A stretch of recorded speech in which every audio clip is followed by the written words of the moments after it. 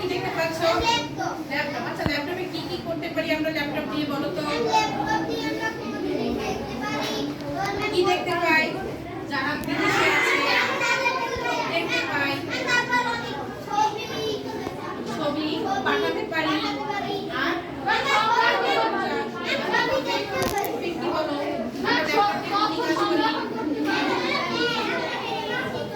আবু জাফর বলো আরেকটা বলো। তথ্য সংরক্ষণ করতে পারি, তাই না?